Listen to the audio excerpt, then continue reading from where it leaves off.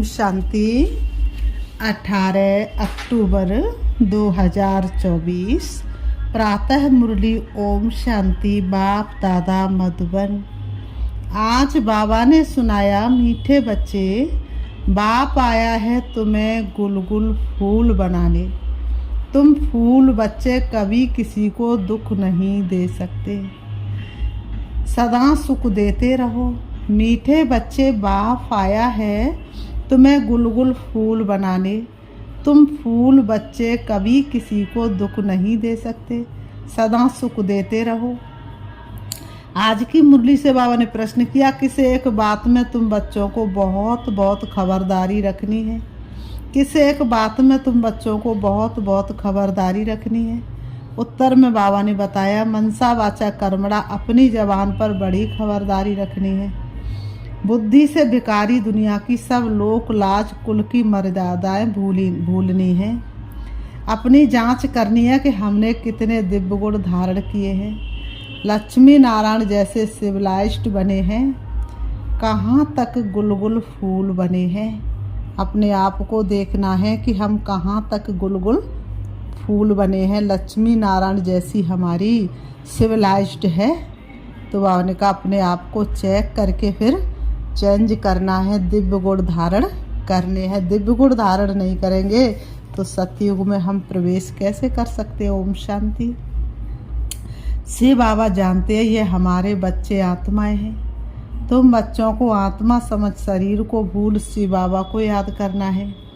शिव बाबा कहते हैं मैं तुम बच्चों को पढ़ाता हूँ। शिव बाबा भी निराकार हैं, तुम आत्माएं भी निराकार हो। यहाँ आकर पाठ बजाते हो, बाप भी आकर पाठ बजाते हैं। शिव बाबा का भी पाठ है। बाबा कहते हैं ये भी तुम जानते हो, ड्रामा प्लान अनुसार बाप हमको आकर गुलगुल बनाते हैं। तो सब अवगुणों को छोड़ गुणवान बनना चाहिए। गुणवान कभी किसी को दुख नहीं देते हैं। गुणवान बच्चे कभी किसी को दुख नहीं देते, सुना अनसुना नहीं करते हैं।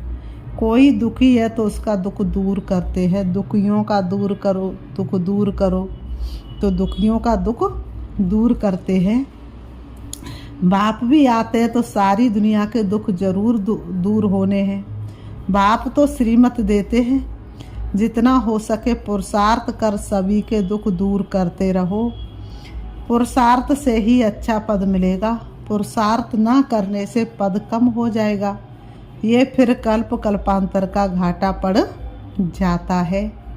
बाप बच्चों को हर बात समझाते हैं। बच्चे अपने को घाटा डाले ये बाप नहीं चाहता। बच्चे अपने को घाटा डाले ये बाप नहीं चाहता। दुनिया वाले फायदे और घाटे को नहीं जानते, इसलिए बच्चों को अपने पर रहम करना है, श्रीमत पर चलते रहना है। बल बुद्धि इधर उधर भागती है तो भी कोशिश करो, हम ऐसे बेहद के बाप को क्यों नहीं याद करते हैं, जिस याद से ही ऊंच पद मिलता है। कम से कम स्वर्ग में तो जाते हैं, परंतु स्वर्ग में ऊंच पद पाना है। बच्चों के माँ बाप कहते हैं ना, हमारा बच्चा स्कूल में पढ़कर ऊंच पद पाए। यहाँ तो किसको भी पता नहीं पड़ता। तुम्हारे संबंधी ये नहीं जानते कि तुम क्या पढ़ाई पढ़ते हो। तुम्हारे संबंधियों को ये पता नहीं है कि तुम क्या पढ़ाई पढ़ते हो। उस पढ़ाई में तो मित्र संबंधी सब जानते हैं, इसमें कोई जानते ही नहीं, कोई नहीं जानते हैं। कोई का बाप जानता है तो भाई बहन नहीं जानते, कोई की माँ जानती है तो बाप नहीं जानता है, क्योंकि ये विचित्र पढ़ाई और विचित्र पढ़ाने वाला है। किसी के घर में माँ ज्ञान में चलती तो भाई नहीं चलता है, तो माँ जानती है ये कौन सी पढ़ाई है। तो बाबा ने कहा ये विचित्र पढ़ाई है, और पढ़ाने वाला भी विचित्र है। नंबरवार समझते बाप समझाते। भक्ति तो तुमने बहुत की है, सो भी नंबरवार जिन्होंने बहुत भक्ति की है वही फिर ये ज्ञान भी लेते हैं। अब भक्ति की रस्म रिवाज पूरी होती है। आगे मीरा के लिए कहा जाता था, उसने लोकलाज कुल की मर्यादा छोड़ी। यहाँ तो तुमको सारे बेकारी कुल की मर्यादा छोड़नी है, बुद्धि से सबका संन्यास करना है। इस बेकारी दुनिया का कुछ भी अच्छा नहीं लगता है। विकर्म करने वाले बिल्कुल अच्छे नहीं लगते हैं। बाबा कहते वह अपनी ही तकदीर को खराब करते हैं। ऐसा कोई बाप थोड़ा ही होगा जो बच्चों को किसको तंग करता हुआ पसंद करेगा व ना पढ़ता पसंद करेगा। तुम बच्चे जानते हो वहाँ ऐसी कोई बच्चे तुम बच्चे जानते हो वहाँ ऐसे कोई बच्चे होते नहीं। नाम ही है देवी देवता, कितना पवित्र नाम है।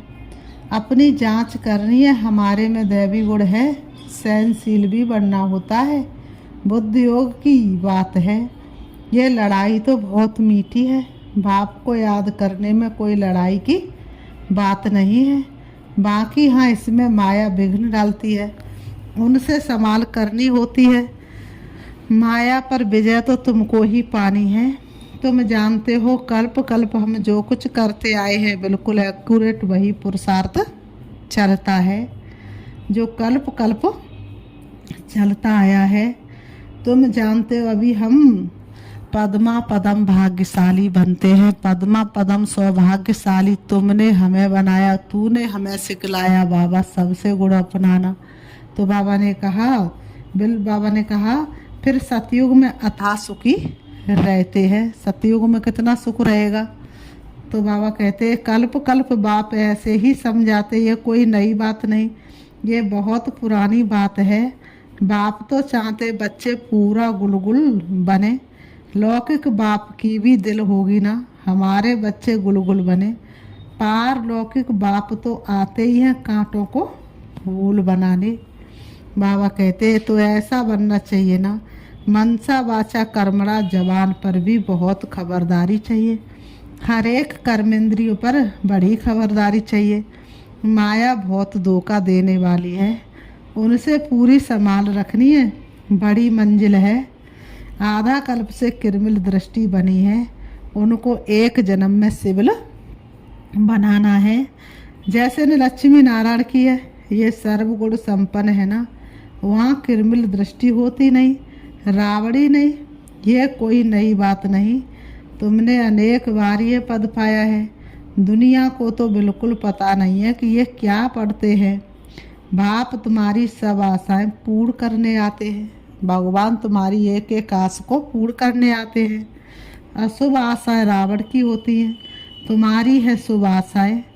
किरमिल कोई भी आस नहीं होनी चाहिए, उनका किरमिल कोई आस नहीं होनी चाहिए। बच्चों को सुख की लहरों में लहराना है। तुम्हारे बाबा ने कहा तुम्हारे अथाह सुखों का वर्णन नहीं कर सकते। बाबा ने कहा दुखों का वर्णन होता है, सुख का वर्णन थोड़ा ही होता है। तुम सब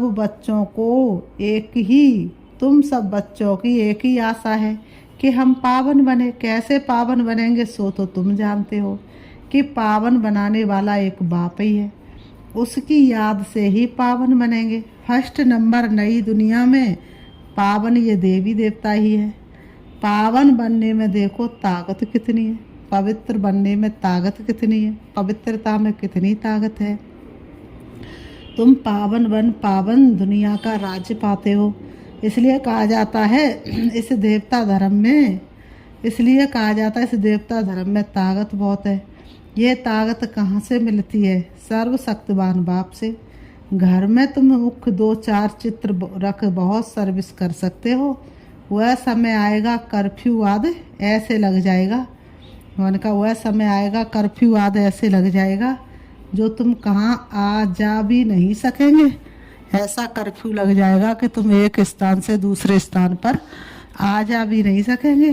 तुम हो ब्राह्मण, सच्ची गीता सुनाने वाले। नॉलेज तो बड़ी सहज है, जिनके घर वाले सब आते हैं शांति लगी पड़ी है, उन्हों के लिए तो बहुत सहज है। घर पूरा परिवार अगर ज्ञान में चल जाए तो उनके लिए तो कितना सहज है। 2-4 मुख्य चित्र घर में रखे हो। ये त्रिमूर्ति, गोला, झाड़ और सीढ़ी का चित्र भी काफ़ी है। उनके साथ गीता का भगवान श्री कृष्ण नहीं, वह भी चित्र अच्छा है। कितना सहज है, इनमें कोई पैसा खर्च नहीं होता है। चित्र तो रखे हैं, चित्रों को देखने से ही ज्ञान स्मृति में आता रहेगा। कोठरी बनी पड़ी हो, उसमें भले तुम सो भी जाओ। बाबा कहते हैं कोठरी हो, एक ही किसी के पास कमरा है तो वो सोचेगा कि अब मैं क्या करूँ। उन्होंने कहा उसमें सो भी जाओ, कोई आए स्टूडेंट ज्ञान भी सुना दो और उसमें बाबा ने कहा तुम सो भी जाओ। अगर श्रीमत पर चलते रहो तो तुम बहुतों का कल्याण कर सकते हो। कल्याण करते भी होंगे फिर भी बाप रिमांड कराते हैं, ऐसे ऐसे तुम कर सकते हो।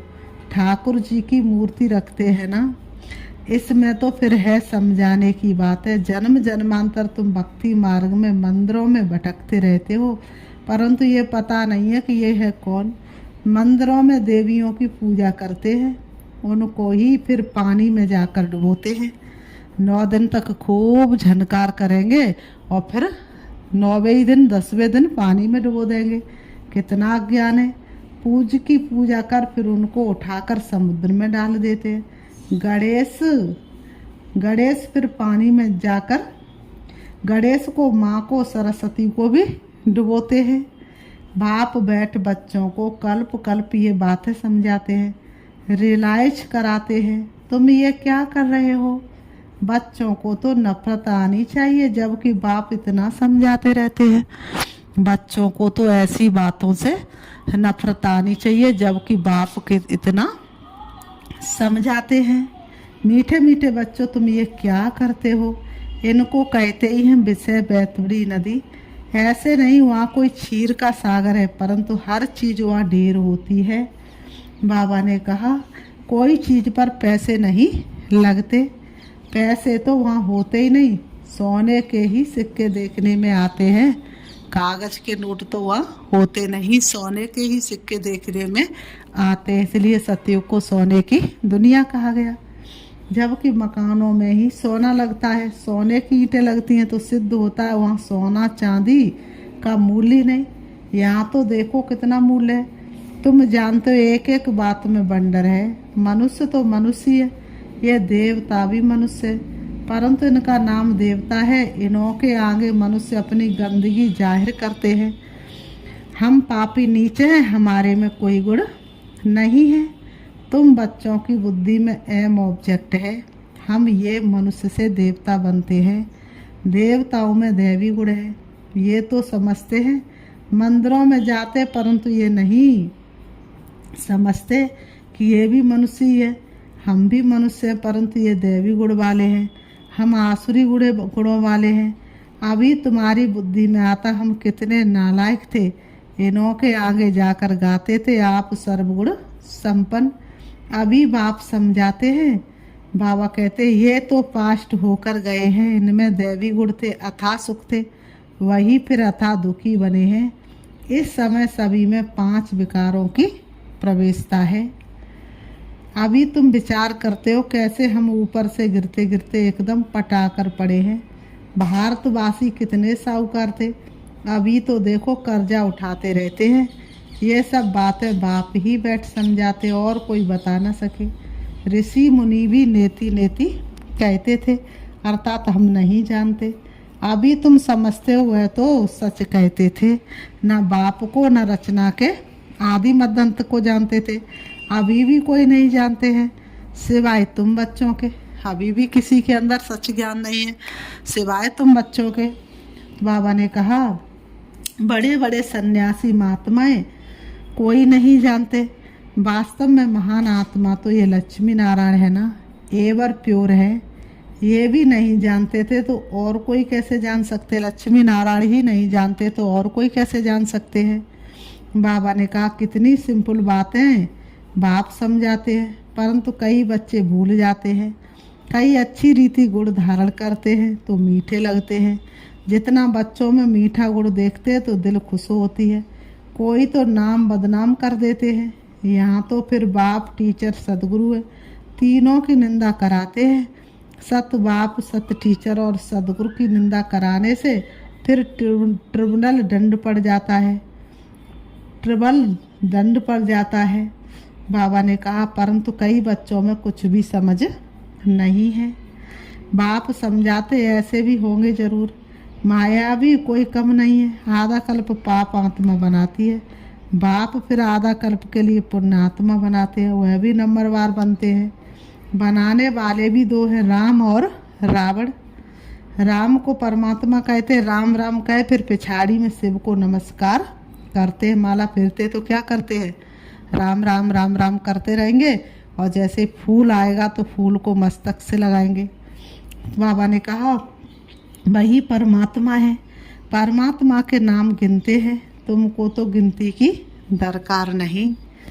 ये लक्ष्मी नारायण पवित्र थे ना, इन्हों की दुनिया थी जो पास्ट हो गई है, उसको स्वर्ग नई दुनिया कहा जाता। फिर जैसे पुराना मकान होता है तो टूटने लायक बन जाता है, ये दुनिया भी ऐसे है।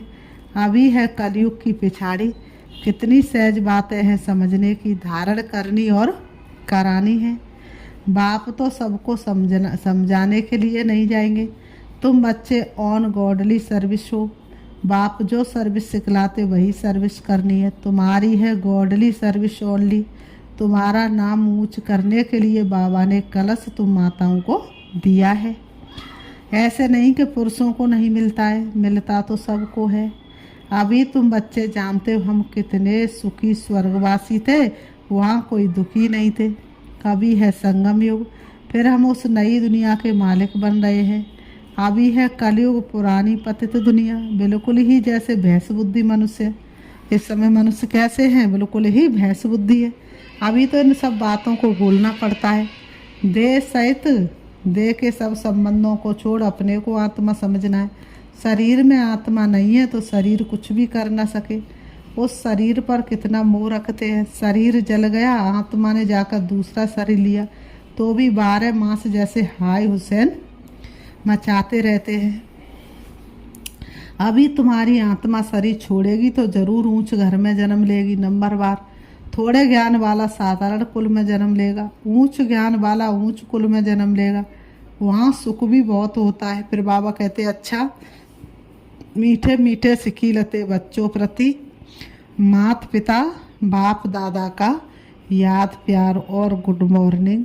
रूहानी बाप की रूहानी बच्चों को नमस्ते, और हम रूहानी बच्चों की रूहानी बाप दादा को याद प्यार और नमस्ते नमस्ते नमस्ते नमस्ते।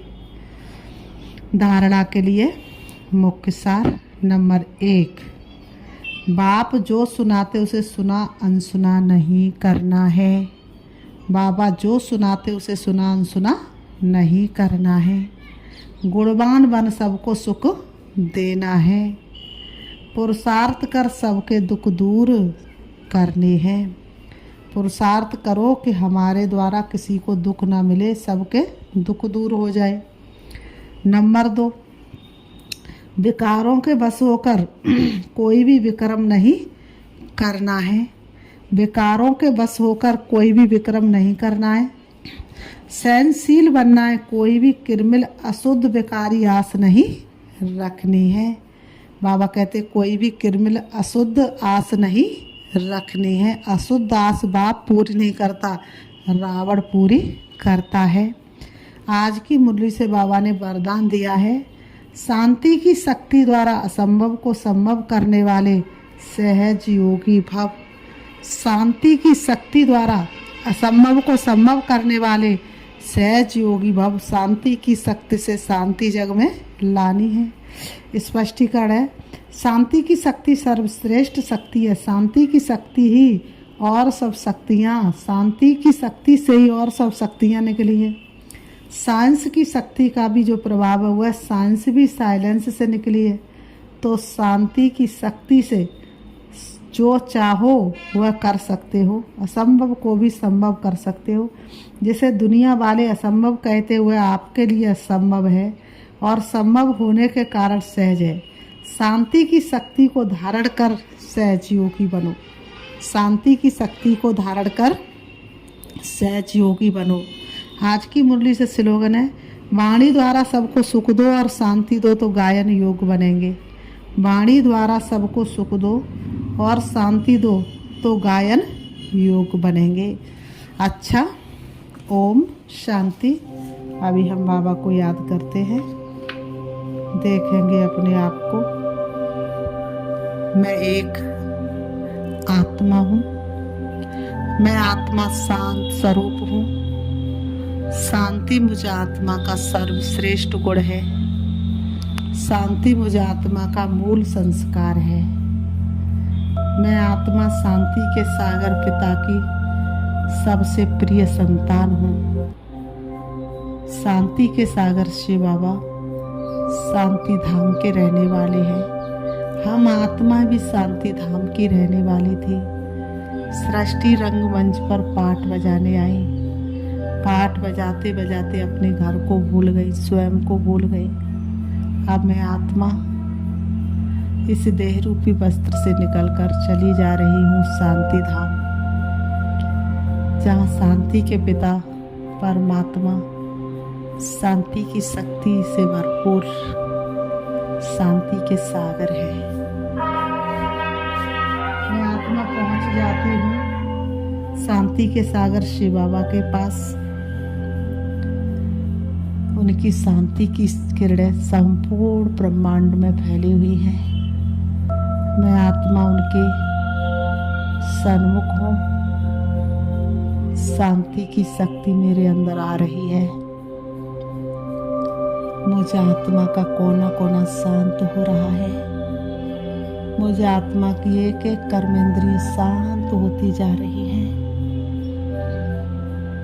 मैं शांति के सागर शिव बाबा से निकली हुई शांति की किरणों में लहरा रही हूँ। मेरा मन संपूर्ण शांति का अनुभव कर रहा है। मैं संपूर्ण अशांति से दूर हूँ। जैसे कि मेरा प्रत्येक विकार शांत होता जा रहा है। शांति की शक्ति से भरपूर होकर मैं आत्मा शांति स्थापन करने के लिए शांति के सागर शिव बाबा से विदाई लेती हुई सृष्टि रंगमंच पर आ रही हूँ। मैं आ जाती हूँ सृष्टि ग्लोब पर। मुझे आत्मा की शांति की किरणें संपूर्ण ग्लोब को ढक लेती हैं और ग्लोब से निकलती हुई वो किरणें विश्व के कोने कोने में फैलती जा रही हैं। प्रत्येक आत्मा के ऊपर पड़ रही हैं। सबका मन शांत हो रहा है। जो 5 विकारों की अग्नि में जल रहे हैं वह धीरे धीरे अग्नि समाप्त हो रही है। सब शांति का अनुभव कर रहे हैं। शांति की शक्ति से विश्व में बहुत बड़ा परिवर्तन आ रहा है। सारा संसार धीरे धीरे बदलता जा रहा है। मुझ आत्मा अब मैं आत्मा सृष्टि ग्लोब से सृष्टि रंगमंच पर आती हूँ। आकर के दोनों ब्रह्म के बीच प्रकृति में विराजमान हो जाती हूँ। अब मुझे आत्मा से निकलती हुई शांति की किरणें चारों तरफ के वातावरण को शांत कर रही है। कोई भी मेरे सन्मुख आता है शांति का अनुभव करके जाता है, भरपूरता का अनुभव करके जाता है। ओम शांति, ओम शांति, ओम शांति।